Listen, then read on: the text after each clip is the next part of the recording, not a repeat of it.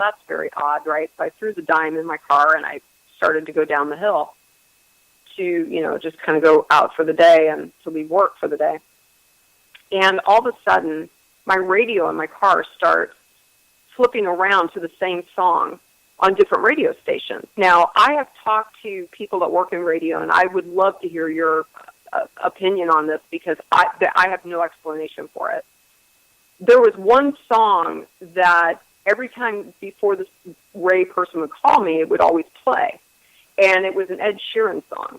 And the very last line of it had significance because this was it was a street name of the bar that I met this Ray at, right? And coincidence, I call it. I just say it's coincidence. But get ready for crazy. So I'm in my car, now, and the radio Kris, station now is... Kris, what we need to do is go a station break, and then this craziness will be right after, the commercials. So I'll be back in about 2 minutes. I'm going to put you on hold, so don't hang up. Okay.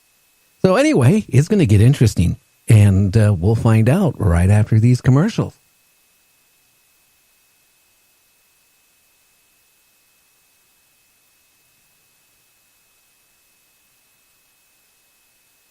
You can advertise your business on Night Dreams Talk Radio, and you will be heard worldwide.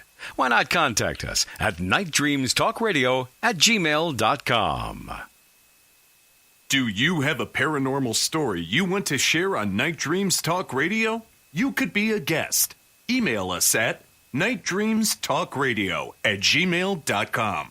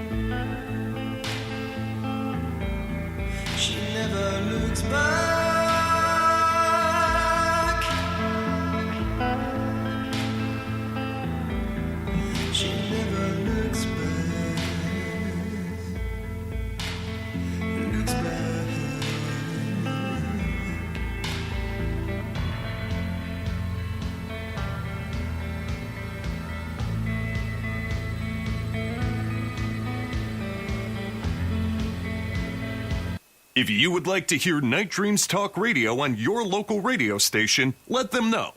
Tell them to check out www.nightdreamstalkradio.com. And thank you. You're listening to my friend Gary Anderson on Night Dreams Talk Radio, the best in paranormal radio.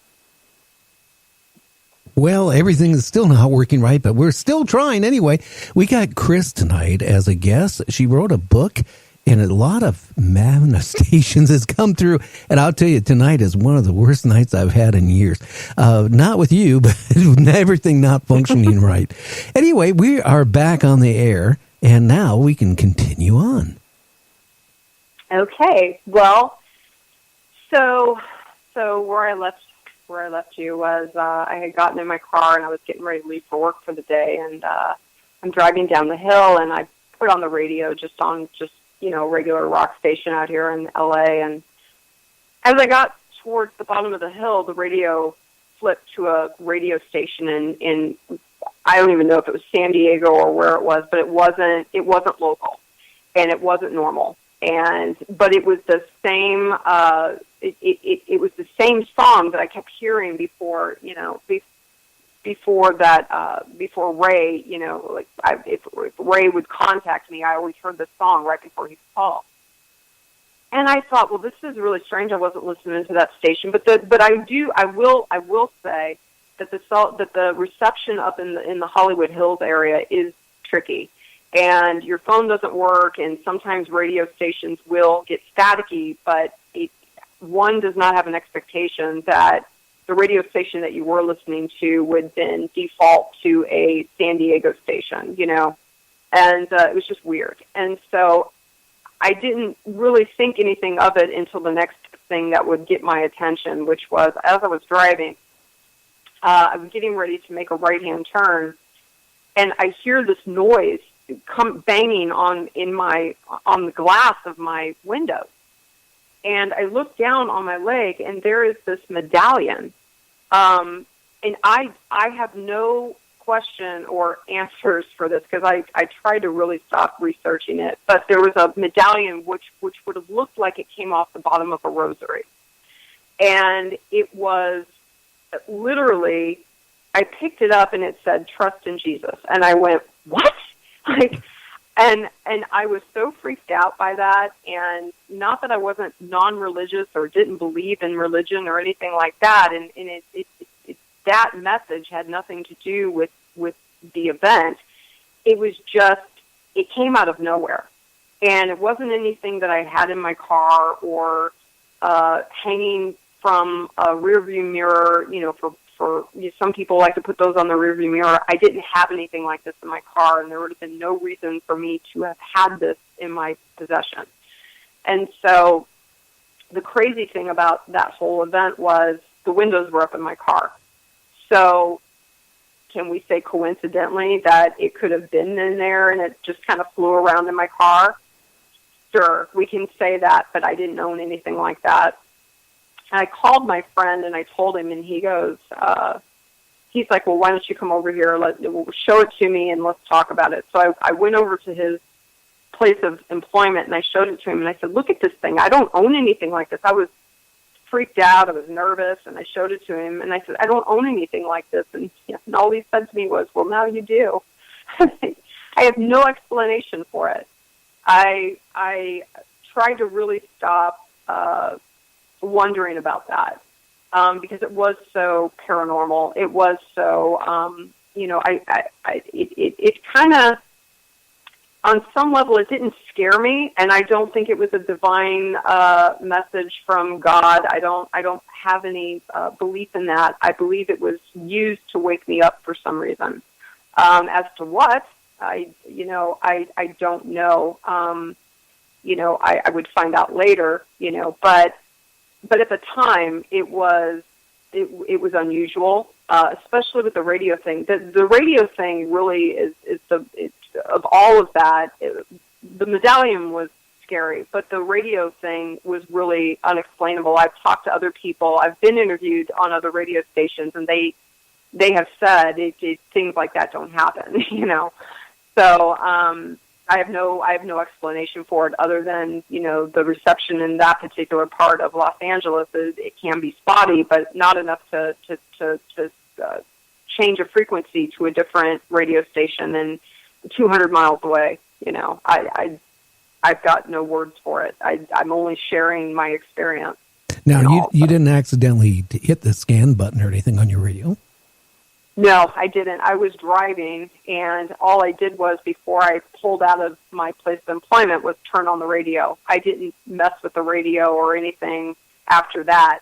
What ended up happening was, as I was, it was a kind of a windy hill, and I was kind of, going around some hills and stuff, and the radio station was getting staticky, which I can count as being normal. It could happen. Cell phone reception up there is not the best. But it was the weird dynamic part of that. It went over to a radio station in San Diego, or got the signal from San Diego, and it was this Ed Sheeran song that had been kind of like, I would hear the song every time before Ray would call me. It was just a very odd thing. It was kind of strange, and that's the song it was playing. No, I got to ask you, your friend was, how can I say this? Is he in the occult or anything? No, he's not. In fact, you're talking about my airline pilot friend, correct? Yes. Okay, he actually, and I can tell you this, he was in the Air Force for 22 years, and he said he never saw anything like it. And it freaked him out. And, you know, he was in the Air Force, and he saw all kinds of mess, you know.